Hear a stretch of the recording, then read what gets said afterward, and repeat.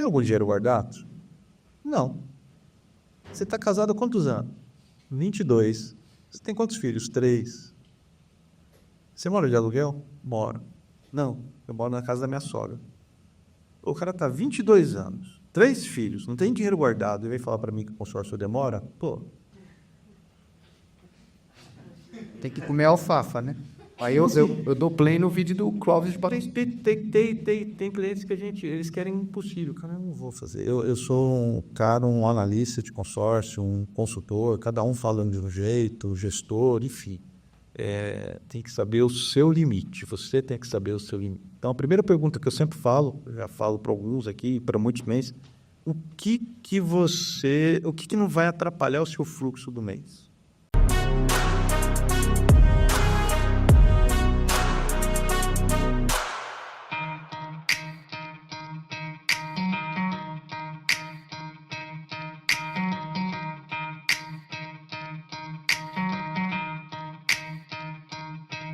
Agora nós vamos passar para a parte da programação da nossa reunião, propriamente dito, onde nós entrevistamos um empreendedor do grupo. Vocês viram que o filho dele está aqui presente. Então, hoje a gente vai entrevistar, e eu queria uma salva de palmas bem calorosa para o Marcelo Teixeira, que trabalha especialista em consórcio, e que vai falar um pouco para nós desse grande movimento que é o consórcio, e do momento do consórcio no nosso país. Uma salva de palmas, Marcelo Teixeira.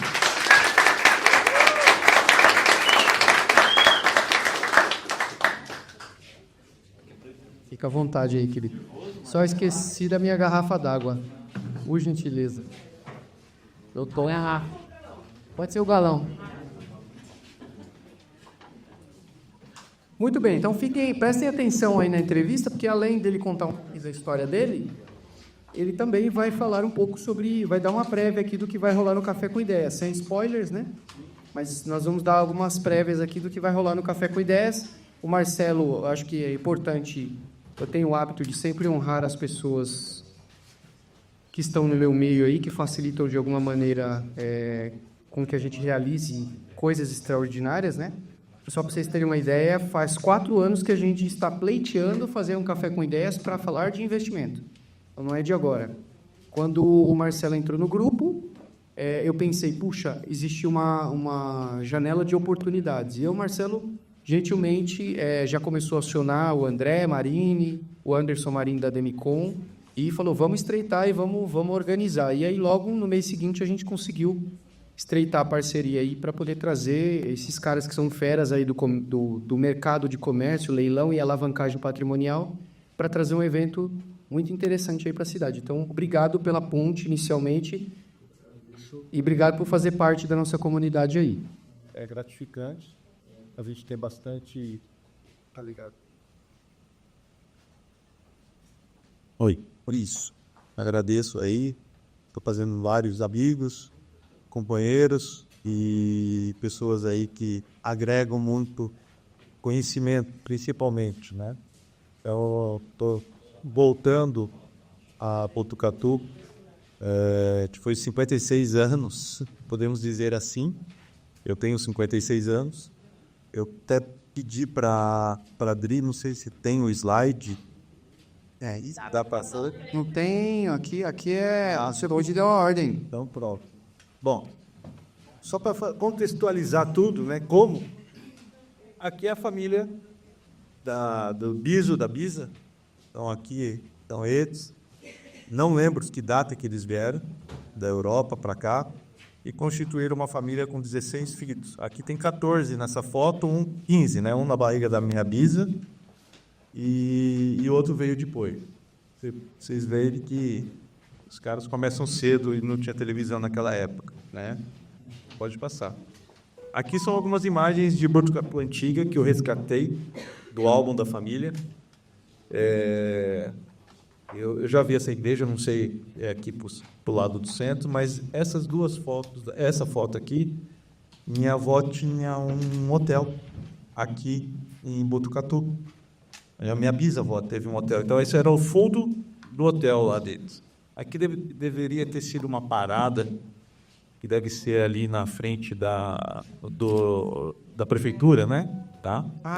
É o IECA. Então, assim, são coisas que eu peguei, resgatei, dei um saudosismo. Eu falei, cara, eu vou quebrar um pouco o protocolo de um talk para me apresentar, porque fica muito frio. Nunca ninguém me viu aqui, então eu falei, deixa eu trazer um pouco da história da minha família, que é daqui, né? Bom, isso daqui é fantástico. Eu trouxe 3 itens. Aqui é Serafim Blasi, uma torrefação de café. Se eu não me engano, a família Blasi ainda é forte aqui, conhecida, tem rua. Esse é o meu bisavô com um dos fundadores, eu não sei quem é. Tá? Então, eu achei resgatando essas fotos. Pode passar. Aqui é a certidão de casamento da minha avó. E o detalhe, aqui embaixo ela fala profissão, prendas domésticas, e ela tinha 16 anos. Essa foto que está aqui atrás de mim, olha como ela era novinha. Bom, imagina você casar com 16 anos. Né? Então, é uma coisa bem interessante. Eu tinha degradê naquela época. Já. Padre. Não sei se o cartório aí existe. Deve existir, né, esses cartórios. Quando que é a data? Que 6 de fevereiro. 1902.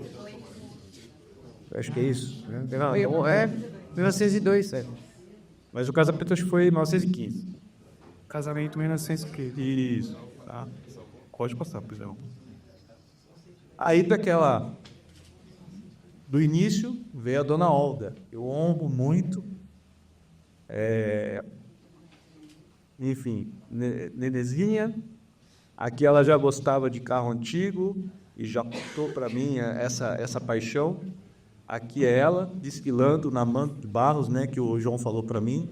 Casa Rafael, eu dei uma pesquisada, acho que ainda tem, enfim. Então, assim, fui resgatando, né, da onde eu vim. Essa é minha mãe. É uma foto que... Foda. Dona Olga. Aí nasceu o Marcelão. O bebê já era desconfiadão. Todo mundo me conhece, né? Uma cara meio... Já gostava de bicho. Já está com a cara falando assim, você guarda dinheiro em poupança? Alguma coisa assim. Você empresta dinheiro de banco. Aí aqui tem uma foto. Aqui eu tinha uns 6 anos. 2 anos depois aqui eu comecei a empreender. Mas minha mãe já tinha um carmanguia. Ela teve 3 carmanguias. Teve um Opala SS de plaqueta. Enfim, carro antigo sempre na família também. Aí aqui é um pouquinho de mim, cara. Depois que eu saí do empreendedorismo, 8 anos, depois eu fui para 12 anos, eu saí de Bauru, ia para São Paulo comprar roupa, porque eu tinha uma prima que era sacoleira, né, que a gente fala, e eu vendia as camisetas para os meus amigos, era muito legal isso. E aí eu abri uma loja, e a loja foi muito bem, foi quando o Collor abriu o comércio exterior, a gente conseguia fazer importação mais livremente. E aí foi indo. Passou-se alguns anos. Mais marcas ali. Sony, Kenwood, Yamaha. Cara, eram umas coisas bem antigas, né? Então, aí era um jornal da cidade de Bauru que ele evidenciava quando você fazia alguma coisa diferente. Então, já estava o sangue de empreendedorismo já estava desde ali. Aqui foi quando eu já estava na Bahia. Eu saí de Bauru, a loja quebrou. Aí minha esposa trabalhava na USP e ela recebeu um convite para ir para a Irmã Dulce trabalhar lá. E eu, na área comercial, falei, vou também. Aqui é a barragem de Sobradinho. A foto não está muito nítida, né? Mas ali tem um StarTAC. Quem tinha um StarTAC naquela época, Motorola, era no cinto. No cinto ainda. Você sacava, era desse tamanho, assim. Não era isso aqui.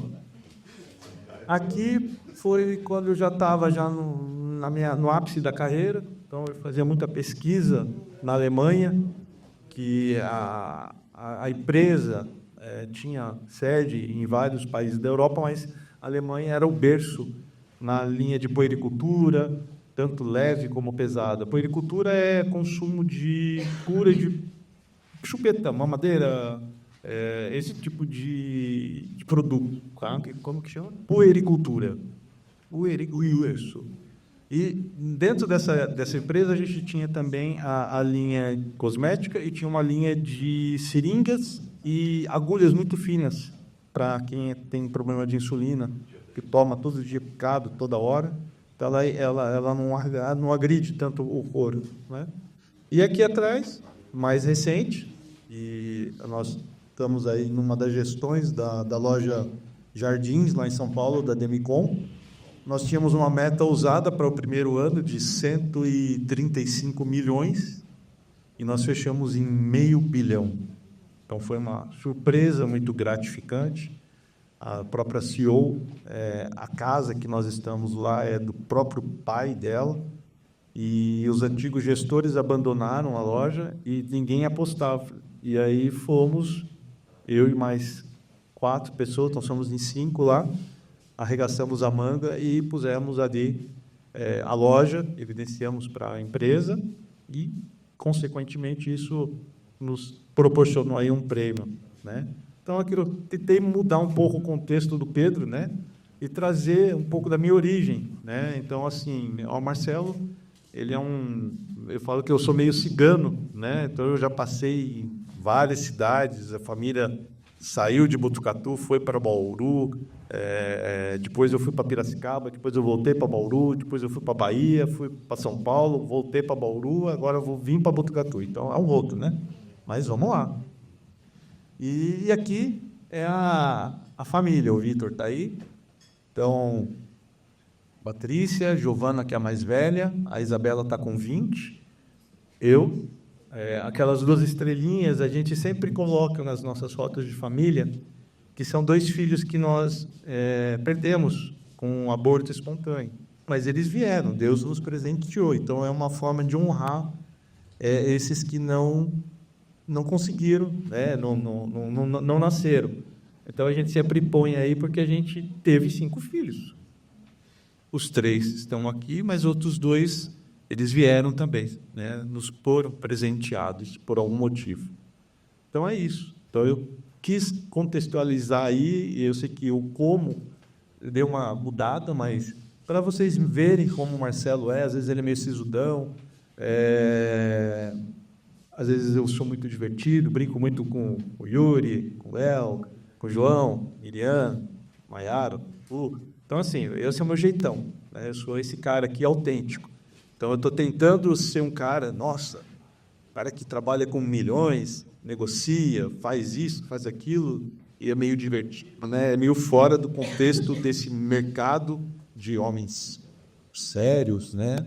Eu acho que vamos quebrar um pouco isso, né? Vamos ser mais leves, né? E veio encontro tudo, né? A mentoria, nós estamos fazendo junto, aprendendo aí cada dia que passa. É isso, eu quis trazer um pouco de diferente, tal. Desculpe aí quebrar o protocolo. Vamos juntos, vocês curtiram? Salva de palmas. Aí agora. O que vocês quiser falar. Na verdade, a gente é ávido por novidade. Então, quisera eu que todo mundo falasse assim, queria mostrar uma foto dos meus nonos, né? Porque isso é a história da gente. A gente chegou aqui por causa deles, né? Então, honrar as pessoas é muito importante. Parabéns. Cara, eu travou na hora da estrelinha ali, né? Você vai rever eles sim. mais cedo ou mais tarde e a gente vai poder conhecer os 2 para compor a família aí. Sim, com certeza. Vi de outro jeito, né? A gente sabe que... vamos lá, vamos no caminho. Eu queria te fazer uma pergunta para começar da abertura aqui. Eu vi que você, quando falou da sua mãe, 2 ocasiões você ficou bem emocionado. Normal, a gente, quando fala dos familiares, fica emocionado. Mas eu vi a entonação que você deu quando falou minha mãe que me ensinou a gostar de carro. Sua mãe teve alguma coisa a ver com você ter desejado empreender, ter se jogado para empreender? Então, a minha mãe... meu pai, que eu honro e perdoo ele não me reconheceu. Eu tive que fazer um teste de paternidade porque a família do meu pai duvidava que minha mãe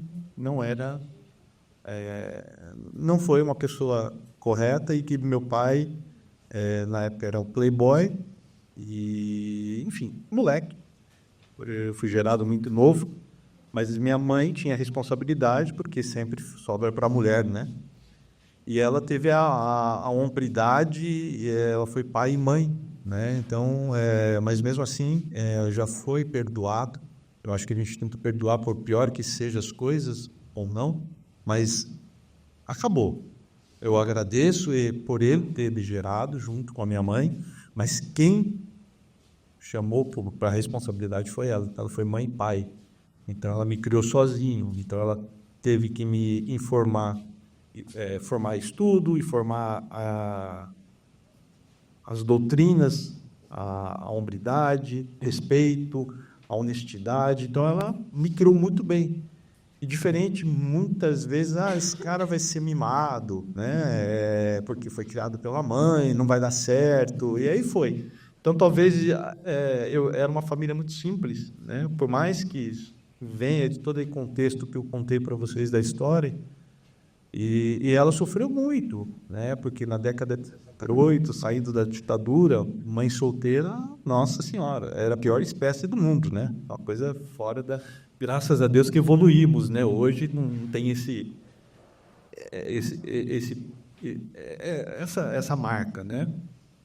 E, enfim, e ela sempre me ensinou. Então, foi quando eu via que eu precisava ter meu dinheiro, e minha família simples, então eu vendia com 8 anos o gelinho, depois com 12 anos eu fui fazer camiseta, trabalhar com camiseta, depois eu trabalhei com perfumaria, é uma história muito longa, eu vou ficar aqui o dia inteiro, então depois a gente nos B2B eu posso falar um pouco mais dessa história, alguns já sabem, né, dessa história minha, e ela sempre do meu lado, sempre me acompanhando, e eu brinco, né, é aquela coisa dos antigos, né, quando um menino fazia 18 anos ou era jovem, não sei se posso falar isso, mas o pai tinha que levar o filho na zona, né?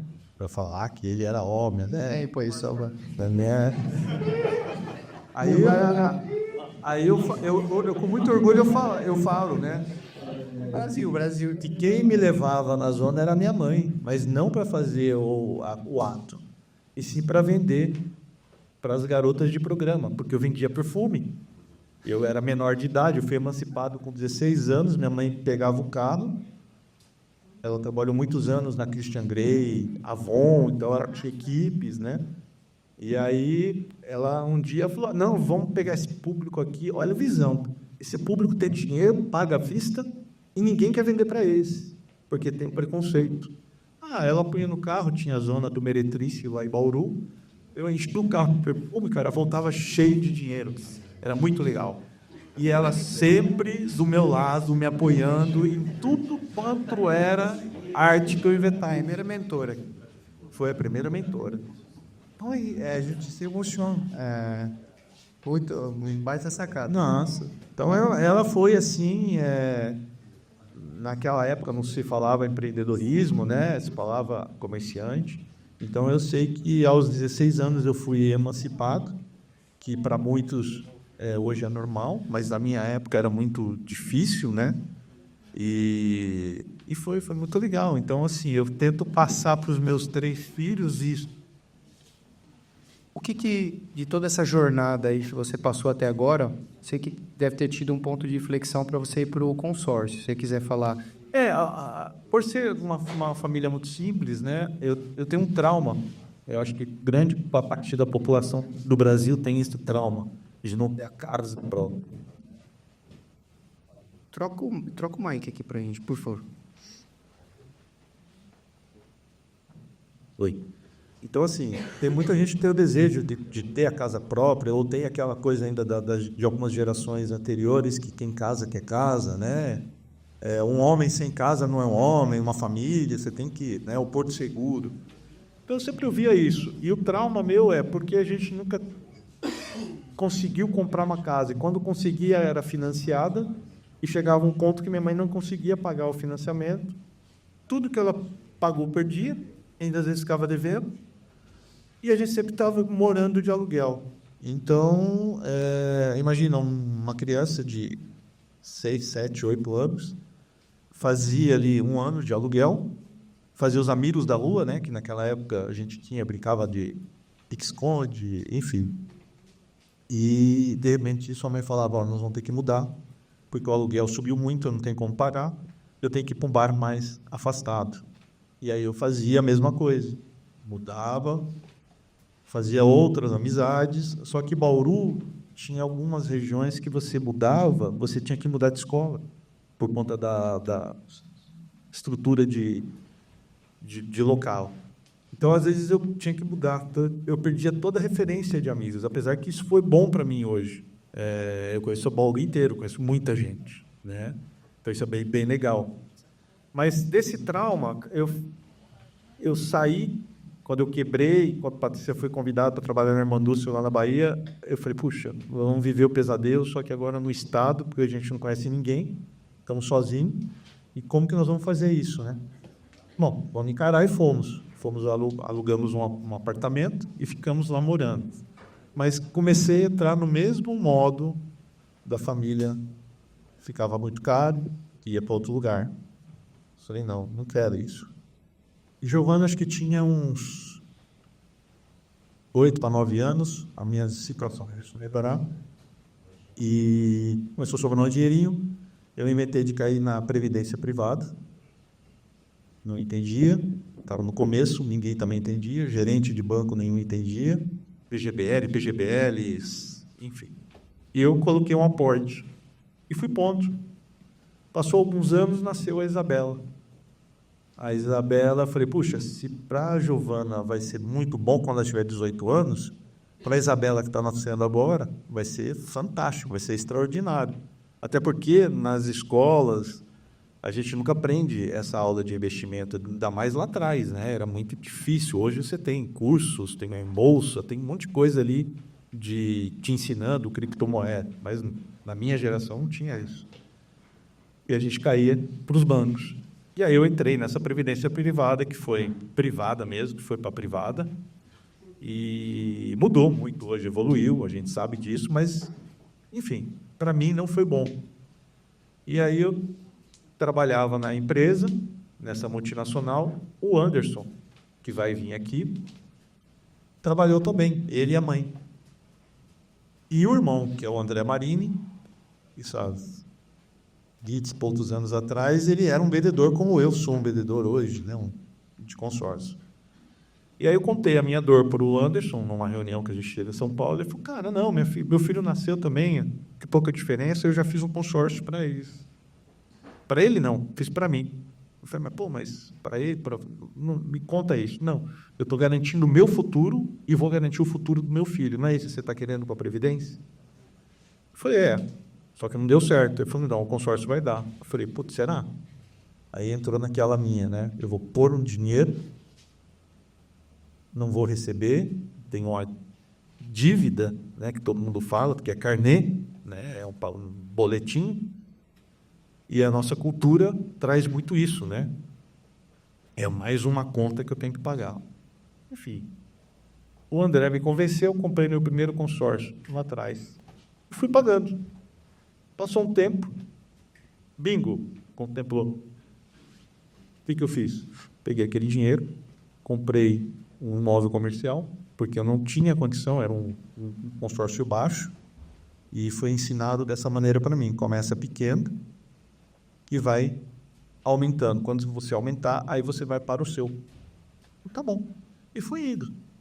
Então, assim, eu lembro que o primeiro saiu do meu bolso algo em torno de R$5.000, e eu comprei um imóvel de 60, 70 mil reais, que alugava na época por R$1.500 e pagava uma parcela de 500. Então, o que acontecia? Quem começou a pagar o meu consórcio foi o meu inquilino. E aí foi a hora que deu aquele estalo. Puxa, legal, está sobrando R$1.000, 500 quem está pagando é meu inquilino, o que eu pagava de parcela eu não estou pagando, entendi, agora eu vou fazer mais um. E aí eu fui fazendo, fui replicando, e hoje eu falei, puxa, é um bom negócio, é um bom investimento, né? Uma boa ideia. Tem uma linha de fundos, tem criptomoeda, você tem que diversificar, não é só uma coisa. Só que eu entendo que o consórcio, como uma ferramenta de planejamento, que muitos confundem. Eu vou fazer um consórcio. É parcelinha pequena. Tá, mas que o dinheiro não veio agora. Você tem que esperar. E muitos não falam, às vezes, qual é o contexto. Eu não posso vender uma coisa que é planejada, que, na verdade, o consórcio é colaborativo, é uma união de pessoas que não se conhecem, onde tem a figura de uma administradora para pôr ordem no negócio. E senão você imagina, esse mês Osmar não pagou, no outro mês a Miriam não pagou, e aí, como é que fica? Eu fui contemplado, comprei e sumi, não paguei mais ninguém. Né? Então, e é uma arte milenar. É uma arte japonesa, que chama Tanomoshi, apesar que lá no Japão não é esse nome, mas aqui no Brasil é abrasileirado por Tanomoshi, que no século XIII, se eu não me engano, as colônias japonesas, elas tinham o cara que plantava café, açúcar, arroz, tinha gado. Então, o cara queria crescer, mas não tinha banco, não tinha o financiamento, não tinha nada. Então, eles iam fazendo um caixa. E esse caixa, naquele ano, por exemplo, eu precisava para plantar mais arroz. Eu ia lá naquele caixa, pegava, mas eu continuava contribuindo para fazer com que aquele caixa fomentasse para ajudar um segundo. Então, o consórcio é isso, ele é uma união de pessoas que não se conhecem com a mesma finalidade. E assim, tem gente que quer ser rápida, tem gente que quer ser último. Eu entendo que quanto mais demora para mim, melhor. Por quê? Porque eu tenho a convicção que o meu crédito ele vai atualizando e eu estou pagando uma parcela pequena. E, às vezes, principalmente acontece isso muito no carro. Às vezes, eu entro com você junto no mesmo mês, você é contemplado no primeiro mês, comprou o seu carro 2025. Eu sou contemplado daqui 2 anos, eu vou pegar um carro 2027, que teve várias atualizações, e vou estar pagando a mesma coisa que o Pedro está pagando. Então, isso é muito legal.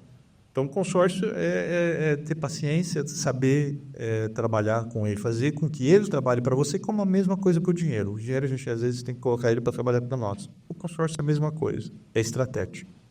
Se não fizer com estratégia, simplesmente comprar por comprar, o meu dinheiro é perder dinheiro. O que é, só para pegar o gancho nessa pergunta aqui, o que é comprar consórcio errado? Para ninguém aqui quebrar a cara. Geralmente o consórcio errado é aquele cara que às vezes fala, uma parcelinha pequena. Tá, mas o que eu vou fazer com o crédito? Eu não tenho que entender o que é Tamanho da parcela. o tamanho da parcela. Eu tenho que saber o que esse crédito vai me proporcionar. Posso fazer uma venda, uma revenda? Não, beleza. Mas a revenda, ela vale até que momento? Até que ponto? Depois disso, vale muito mais a pena, ao invés de eu vender, eu comprar um imóvel para outro lugar. Então, assim, tem que entender... Eu costumo mapear todos os meus clientes para saber qual que é o desejo, para não criar uma frustração. Então, a grande maioria, eu tenho até um corte muito baixo de desistência. Às vezes é quando a pessoa não tem condição mesmo, perdeu o emprego, aconteceu alguma coisa e ele para de pagar porque não dá. Então, mesmo assim, a gente às vezes consegue alongar um pouco para frente isso.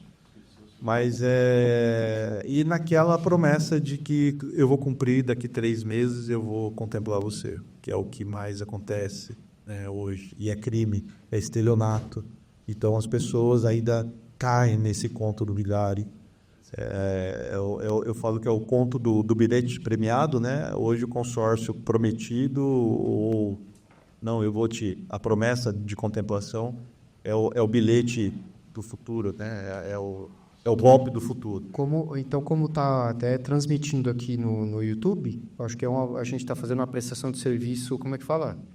Utilidade pública. Prometeu para você, vai ser contemplado no primeiro ano. Estelionato. Golpe.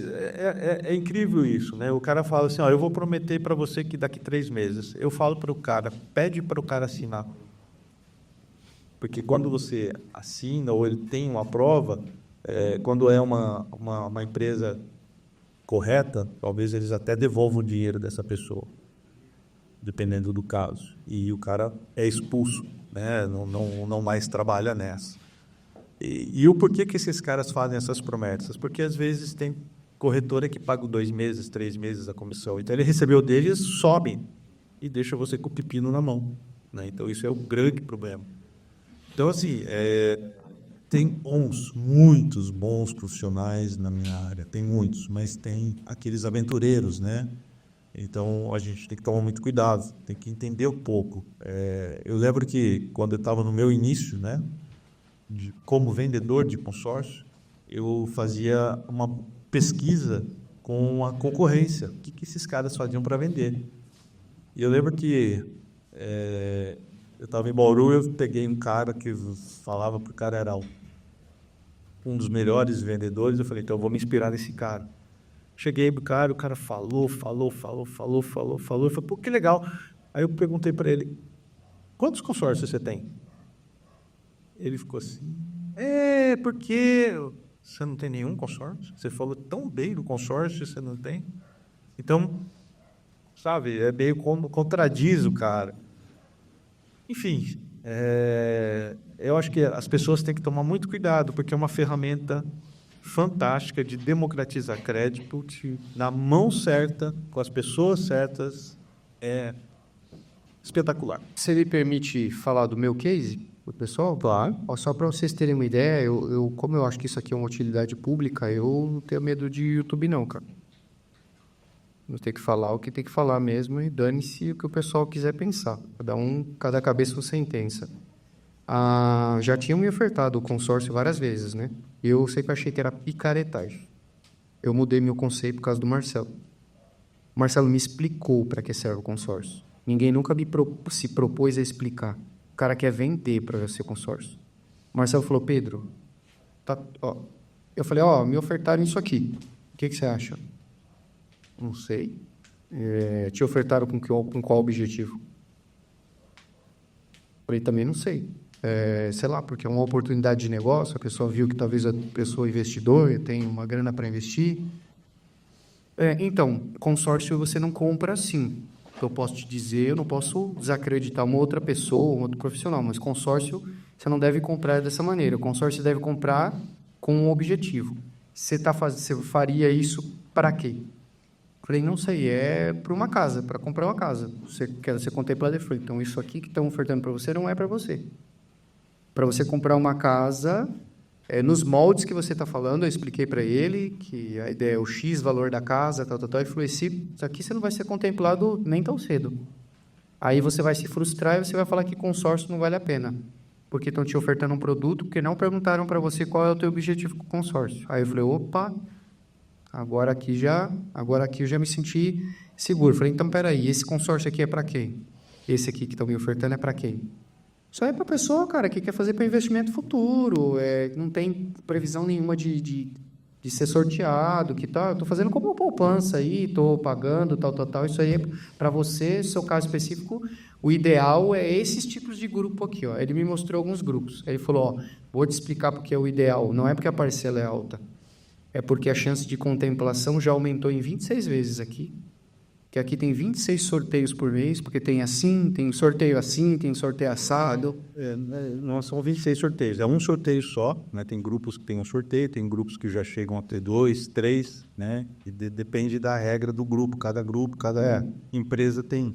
Mas entenda que o consórcio é um fundo comum, tá? Então, todos nós estamos depositando nesse fundo comum, a administradora ela vai tirar a taxa dela, e ela organiza tudo, né, essa parte, ela é corresponsável, se ela liberar um crédito errado, quem tem que arcar vai ser ela, tá? Então, tem as maneiras como são contemplados. Então, são duas formas. Sorteio, sorte, é fato. Lance, estratégia. Aí tem grupos que tem o lance fidelidade, o lance limitado, o lance livre, meio a meio. Então, cada um tem uma maneira. Porém, quando o grupo é muito forte e ele já está um grupo maturado, que a gente fala, ele acontece 10, 15, 20, 22 contemplações no mês. Então, você imagina, se você tem lá um grupo de 2.000 e está acontecendo já 22, né? A gente tem aí 100 meses, então a gente já tem quase a metade do plano de 220 meses. Então, eu já falo, olha, O pior do cenário aqui, daqui 10 anos, você vai ser contemplado. Eu sempre sou o cara pessimista. Eu tenho que mostrar para você o pior cenário. Mas pode acontecer, como já aconteceu com o cliente meu, comprou consórcio nesse formato seu e foi contemplado no primeiro mês. É sorte. Então, é um negócio que... Mas quando ele explicou a estratégia, eu falei, agora eu entendi. Então, tem grupos, estratégia. Tem grupos amadurecidos, mais alavancados, mais para frente, que fazem mais sentido. Falei, ele entende, só que a parcela não é R$300, não é R$200. Não é consórcio que você está pagando 200 conto por mês. Esse de 200 conto por mês você quer fazer uma poupança para sua filha, fazer faculdade. É uma previdência, é melhor do que uma previdência. Melhor que a previdência. Lá na frente você vai ser sorteado nas piores hipóteses lá, sei lá, por 20 anos. Mas ao mesmo tempo ele se torna algo interessante, porque se eu for um crédito de 100 mil daqui 10 anos, ele não vai ser mais 100 mil, ele vai ser maior do que esses 100 mil, uma projeção maior, às vezes até o dobro, né? Então vai depender muito da atualização INCC anual, né? Que nós trabalhamos com consórcio de imóveis, ele é lastreado pelo INPC da nossa construção civil, né? Do veículo é o INPC, aí tem algumas operadoras que fazem FIP, então às vezes o cara compra e ele tem aumentos assim 2 vezes. Na pandemia mesmo, a FIP dobrou. Então, tinha gente que comprou caminhão com 100 mil, hoje deve ainda 200, 250 mil, porque triplicou na época da pandemia os preços. E tem também a tabela de fábrica. Então, se a fábrica sobe 2 vezes, 3 vezes no ano, a sua parcela vai subir mesmo antes ou depois de contemplado, né? Então, a parcela nunca é fixa do consórcio. Não, ela vai fixa, ela vai sempre anual, né? Porque assim, não é justo. Eu pego hoje um carro, estou usufruindo. Daqui 1 ano, você não vai conseguir comprar o mesmo carro. Então, eu tenho que atualizar o seu crédito, que é colaborativo, é uma união de pessoas. Se eu ajudei o Pedro a comprar um carro 2025, ano que vem, eu tenho que ter o Osmar, que está no mesmo grupo, e dar um carro 2025. Né? Mas eu vou pagar... Aí já entra o preço da pressa. Mas nada mais justo. Você está pagando juros. Você está pagando o valor do seu saldo devedor, tá? Não é do crédito. Quando você contempla... Então, enquanto não é contemplado, sobe-se a parcela, né, que é dividida, mais o seu crédito. Depois que você é contemplado, você já sacou o crédito. Só vai subir o saldo devedor. Então, você paga 1 ano, tudo que você pagou abaixo do seu saldo devedor, aí é reajustado do restante. Aí só daqui 1 ano ele volta a subir. Então é dessa maneira, porque senão você vai ficar uma coisa impagável. E hoje, para o momento que o mercado está, onde, por exemplo, está claro, né, uma guerra comercial entre os Estados Unidos e a China, a Bolsa de Valor parecendo montanha-russa, os especialistas dizendo que não é momento de comprar imóvel financiado no banco. Não. Hoje eu descarto. Tem gente que vem, não, eu vou... É aquilo, é a cultura mundial. O imediatismo. Eu acho que é uma forma do ser humano de autodefesa. Então, poxa, saiu o iPhone 20. Cara, eu tenho uma fila de 5 quilômetros para comprar o iPhone 20. Não precisa. Né? Saiu o carro XPTO 0 porque é o mais moderno que eu quero mostrar para todos os meus amigos que estou com carrão. Cara, e essa é a briga, né? Eu brinco muito, né? Os caras que ficam acima de mim, ou até mesmo um vendedor meu, tem vendedor ali que tem BMW, tem cara dentro da companhia que tem Ferrari. E eu estou lá com o meu carrinho simples, quietinho. E os caras ficam me pressionando. Não, você tem que ter carro. Eu falo, tu tem que ter carrão, cara. Sabe? Porque o meu senso de urgência é outro. Né? Então, até mesmo na auditoria a gente está aprendendo outras coisas, né? Que tem tudo a ver. Então, eu sou muito mais ter momentos felizes com aquela família que eu mostrei aqui para vocês do que ter um carro ficar exposto a risco. Prefiro morar num lugar muito gostoso do que ter um carrão. Cada um tem, não vamos também estar julgando, mas a ideia é você tirar um pouco essa urgência das pessoas. Cara, espera um pouco, por que você vai financiar uma casa que você vai pagar 3 vezes o valor da casa? Não vale a pena. Então, calma, vai chegar só. Se você tem o tempo, os jovens, principalmente, eu falo isso muito, os jovens têm. Eu comecei tarde, eu comecei com 35 anos. Eu ter a idade do Yuri, 18, 19, era um sorte, né? Começou com sorte que já tinha 22 anos. Gabriel. É isso. Então, assim, tem um monte de gente. Então, o Vitor, que está aí, ele acaba vendendo para os amigos. Então, isso é muito legal. É democratizar o crédito e fazer com que as pessoas coloquem aquele senso de urgência um pouco em stand-by. É muito mais barato os juros do consórcio do que os juros do banco de financiamento. O consórcio não tem juros, é só taxa administrativa, indexado pelo índice INCC ou INPC, depende da administradora.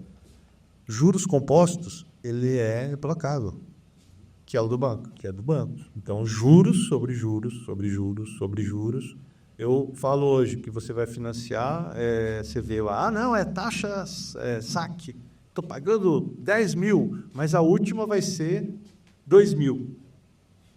Cara, vê ali no ponto, pede para o seu gerente, fala para ele imprimir mês a mês, os 10 anos, os 20 anos, os 40, não, hoje está 36 anos, 40 anos de financiamento. Cara, 90% nos primeiros anos é só pagamento de juros. Na hora que você vira ali, é só 10% de amortização do que você pegou.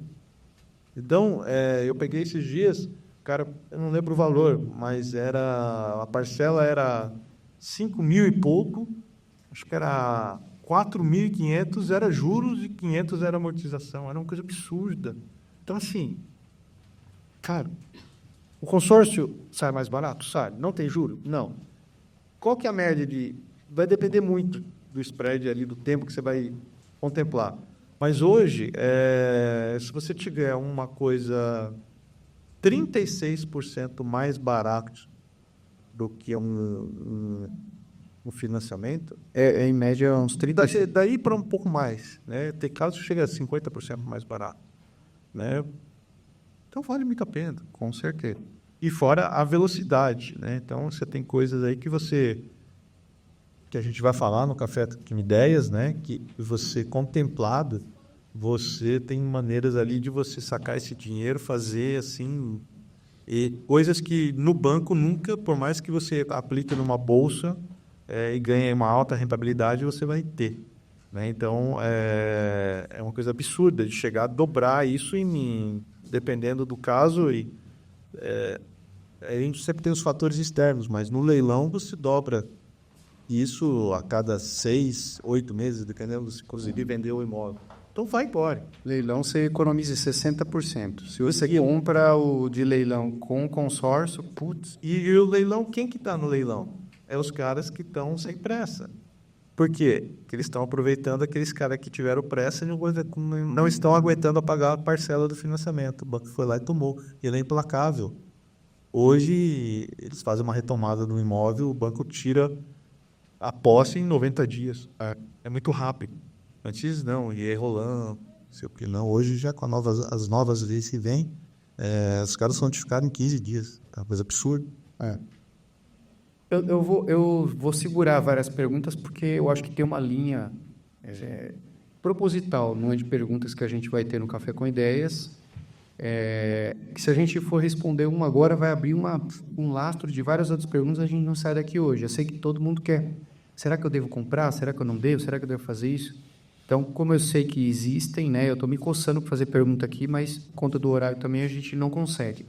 Mas eu queria fazer 2 perguntinhas rápidas para você, o mais sucinto possível, se você puder ser.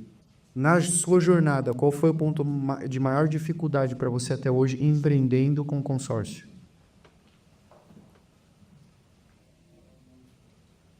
Dificuldade, eu não vejo dificuldade. Eu vejo, para mim, é a frustração. Quando um cliente meu desiste. Quando um cliente desiste. Para mim, porque ele vem com aquele sonho, com aquela ideia, ele entende aquilo, mas chega uma hora, acaba frustrando. Essa é uma. A segunda, que eu acho que talvez eu falei errado, coloquei essa seria a segunda. A primeira é quando o meu cliente faz, esquece de pagar e é contemplado. Como que é? O cara está pagando tudo e aquele mês ele esqueceu de pagar ou não pagou e a cota dele foi contemplada.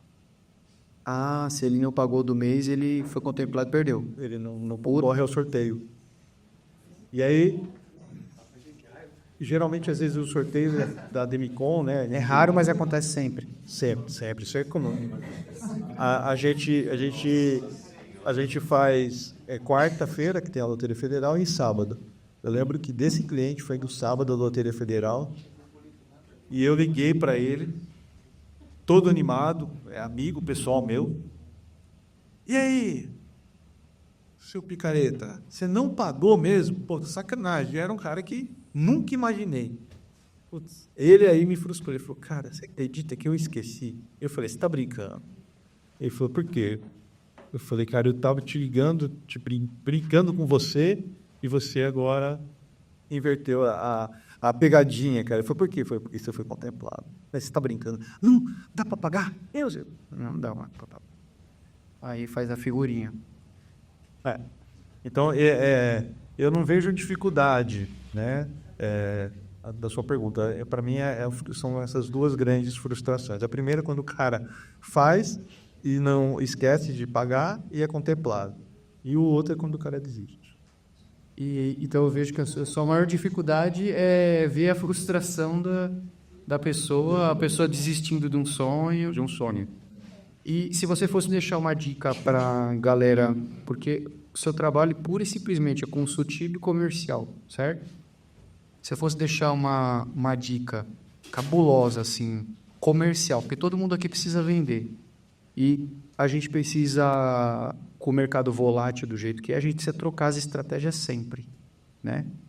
Uma hora fala assim, outra hora fala assado, agora não pode mais falar isso, antes falava aquilo.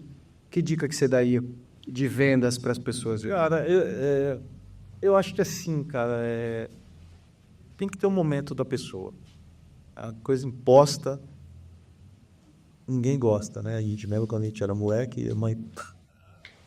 Então, assim, nada que for imposto para você ou algo que seja o famoso almoço grátis, cara, eu falo, almoço grátis não existe. Então tem que tomar bem estar pagando. E isso, né, eu sei que o cara precisa, todos nós aqui somos vendedores, né, e nós somos a profissão mais mal vista, né, mas é uma das profissões mais antigas, mas sem um vendedor, sem essa pessoa, não existiria, né, essa roda, né, girando. Então, assim, hoje, cara, eu acho que assim, fazer com paz aqui no coração, é isso que é para mim, porque chega às vezes pessoas para mim e não, eu quero, mas demora, aquelas objeções, né, que a gente escuta. Aí você começa a fazer o inverso. Legal, Pedro. Um exemplo. Você tem algum dinheiro guardado? Não. Você está casado há quantos anos? 22. Você tem quantos filhos? 3. Você mora de aluguel? Moro. Não, eu moro na casa da minha sogra. O cara está 22 anos, 3 filhos, não tem dinheiro guardado e vem falar para mim que o consórcio demora? Pô. Tem que comer alfafa, né? Aí eu dou play no vídeo do Clóvis de Batom. Tem clientes que eles querem impossível. Cara, eu não vou fazer. Eu sou um analista de consórcio, um consultor, cada um falando de um jeito, gestor, enfim. Tem que saber o seu limite. Você tem que saber o seu limite. Então, a primeira pergunta que eu sempre falo, eu já falo para alguns aqui, para muitos meses, o que não vai atrapalhar o seu fluxo do mês? Aí entra... eu só posso pagar 500. Então tá bom. Então nós vamos procurar uma parcela, aí eu atendo ele na parcela. Aí, não, eu preciso urgência para comprar uma casa. Mas você pode pagar quanto? Não, isso não é problema. Beleza. Vamos pôr nos grupos que é 5 pau a parcela. E com o dinheiro que você tem guardado, você dá um... E aí vai. É sempre mapear o cliente. Maravilha, então, feeling, sentir, não empurrar nada para ninguém, seria isso. Analisar o contexto, que errei. A gente trabalha muito com retenção, né? Então, se eu vender errado, eu vou perder o cliente. Isso é fato. Qualquer um de nós aqui, se fizer qualquer coisa, prometer uma coisa e não cumprir, você perde o cliente. O consórcio, mesma coisa. Qualquer coisa envolvendo aí um planejamento, né, se não foi feita da maneira correta, o cara desiste. E qual que é o segredo para você hoje ser um cara... A gente sabe, tá? Isso aí, isso não é besta. Ninguém tá lá... Eu sei da sua proximidade, da sua intimidade com o André, com o Anderson, né? E a gente sabe que tem consultor da Demicon espalhado pelo Brasil inteiro, sabe que não tem essa proximidade. Qual foi o segredo dessa parceria ter dado tão certo nesses anos para você colocar números expressivos como aqueles que você colocou, por exemplo, no grupo do Black, que você fez no mês de abril e não tinha nem passado 10 dias? Sim. Cara, como eu mostrei aqui no começo, né, eu honro muito a minha mãe. E eu honro muito quem me dá as oportunidades. Então, coincidentemente, nós trabalhamos numa primeira empresa juntos por mais de 30 anos, e isso fez com que tivéssemos a proximidade. Mas a batida é igual para todo mundo. Não deu resultado. Você tem que mostrar resultados, né? Então, você falar é fácil, fazer é diferente. Então, que tudo isso acaba diferenciando. Mas eu honro muito quem me deu as oportunidades no momento que eu mais precisava. Então, sou fiel escudeiro. Se puder vir, vem. Se não puder, não vem. Mas é parceria. Mas a gente trabalha com parceria. E a empresa em si, ela é muito isso, né? Então, você tem acesso. Você vai lá na matriz, se a CEO está lá, ela vai te cumprimentar. O pai dela também vai te cumprimentar. Qualquer diretor vai te cumprimentar. É aquilo. Eu tenho vindo um pouco mais de amizade com a mãe do André e com o irmão do André. O André é o diretor, então tá lá. Mas a gente fala, conversa, então normal. E não é só eu. Qualquer vendedor hoje da empresa tem telefone de Derivados. Você quer falar com a CEO, você manda no Instagram um oi para ela, ela te responde. É uma coisa absurda.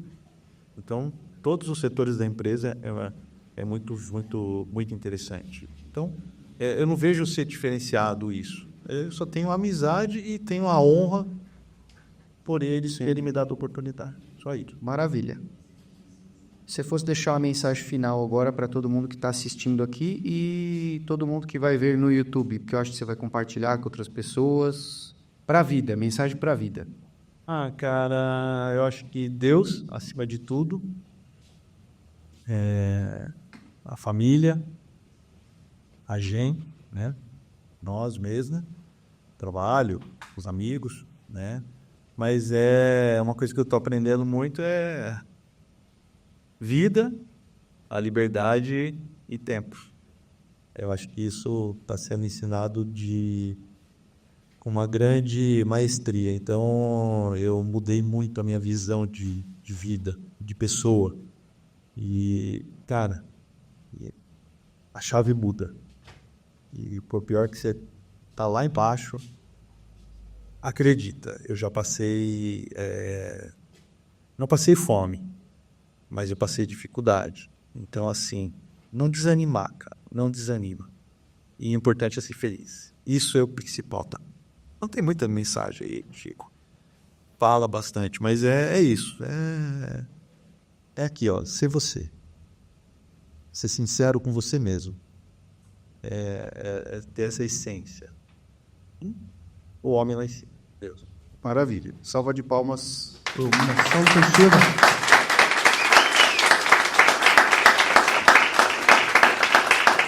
Obrigado, Marcelo. Obrigado a todos. Coffee Break continua aí. Um grande abraço a todos vocês e até a semana que vem. Valeu.